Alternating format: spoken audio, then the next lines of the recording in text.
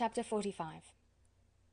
Convinced as Elizabeth now was that Miss Bingley's dislike of her had originated in jealousy, she could not help feeling how unwelcome her appearance at Pemberley must be to her, and was curious to know with how much civility on that lady's side the acquaintance would now be renewed. On reaching the house, they were shown through the hall into the saloon, whose northern aspect rendered it delightful for summer.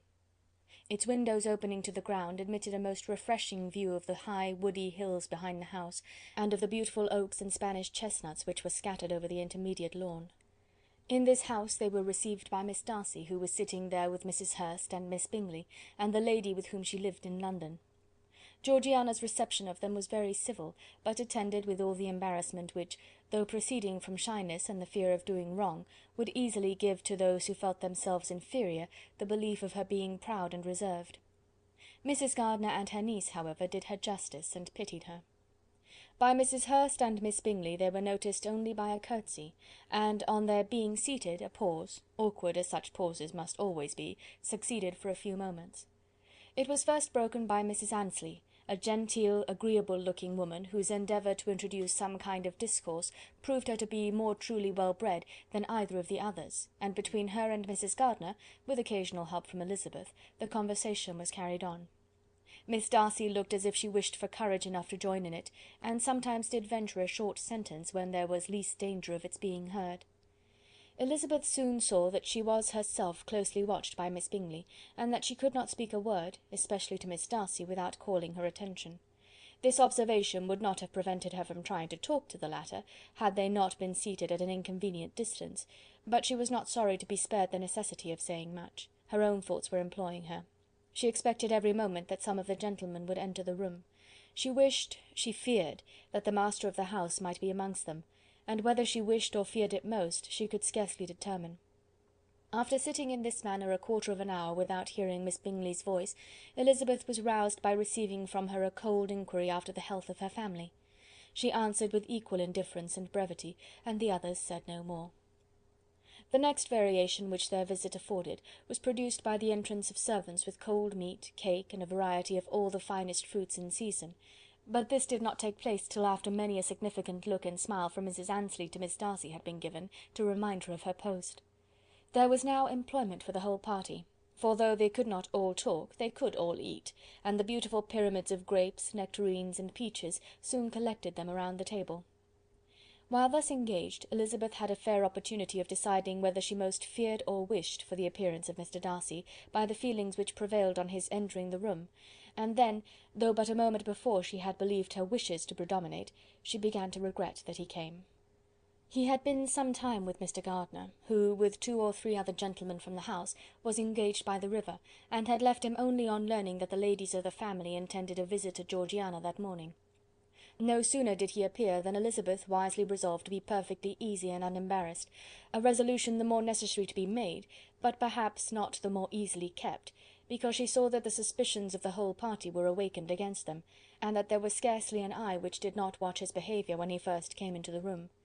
In no countenance was attentive curiosity so strongly marked as in Miss Bingley's, in spite of the smiles which overspread her face whenever she spoke to one of its objects, for jealousy had not yet made her desperate, and her attentions to Mr. Darcy were by no means over. Miss Darcy, on her brother's entrance, exerted herself much more to talk, and Elizabeth saw that he was anxious for his sister and herself to get acquainted, and forwarded as much as possible every attempt at conversation on either side. Miss Bingley saw all this likewise, and in the imprudence of anger took the first opportunity of saying, with sneering civility, "Pray, Miss Eliza, are not the shire militia removed from Meryton? They must be a great loss to your family." In Darcy's presence she dared not mention Wickham's name, but Elizabeth instantly comprehended that he was uppermost in her thoughts, and the various recollections connected with him gave her a moment's distress, but exerting herself vigorously to repel the ill-natured attack, she presently answered the question in a tolerably detached tone.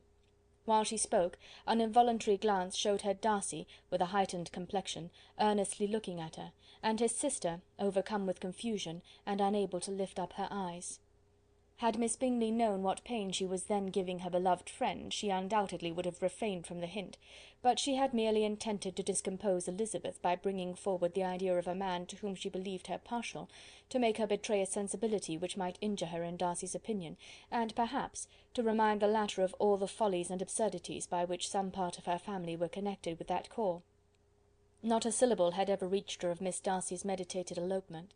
To no creature had it been revealed, where secrecy was possible, except to Elizabeth, and from all Bingley's connections her brother was particularly anxious to conceal it, from the very wish which Elizabeth had long ago attributed to him of their becoming hereafter her own. He had certainly formed such a plan, and without meaning that it should affect his endeavour to separate him from Miss Bennet, it is probable that it might add something to his lively concern for the welfare of his friend. Elizabeth's collected behaviour, however, soon quieted his emotion, and as Miss Bingley, vexed and disappointed, dared not approach nearer to Wickham, Georgiana also recovered in time, though not enough to be able to speak any more. Her brother, whose eyes she feared to meet, scarcely recollected her interest in the affair, and the very circumstance which had been designed to turn his thoughts from Elizabeth seemed to have fixed them on her more and more cheerfully.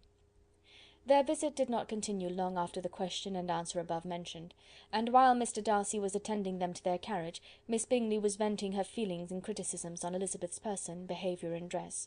But Georgiana would not join her. Her brother's recommendation was enough to ensure her favour. His judgment could not err.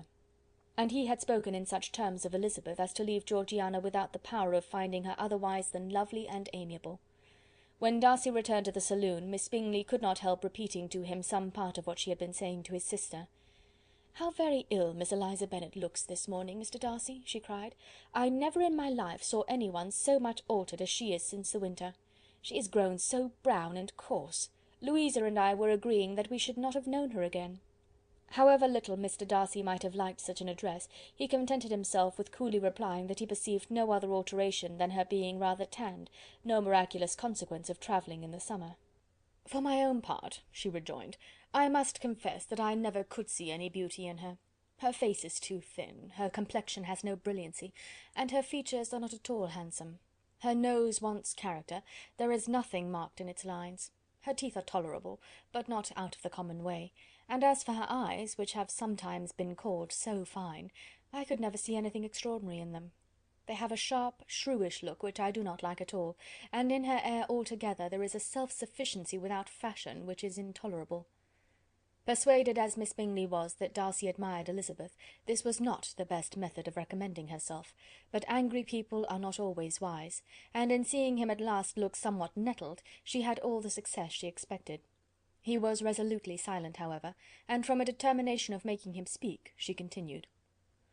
"I remember, when we first knew her in Hertfordshire, how amazed we all were to find that she was a reputed beauty, and I particularly recollect your saying one night, after they had been dining at Netherfield, 'She a beauty! I would as soon call her mother a wit.' But afterwards she seemed to improve on you, and I believe you thought her rather pretty at one time." "Yes," replied Darcy, who could contain himself no longer, "but that was only when I first saw her, for it is many months since I have considered her as one of the handsomest women of my acquaintance." He then went away, and Miss Bingley was left to all the satisfaction of having forced him to say what gave no one any pain but herself. Mrs. Gardiner and Elizabeth talked of all that had occurred during their visit, as they returned, except what had particularly interested them both. The look and behaviour of everybody they had seen were discussed, except of the person who had mostly engaged their attention. They talked of his sister, his friends, his house, his fruit, of everything but himself.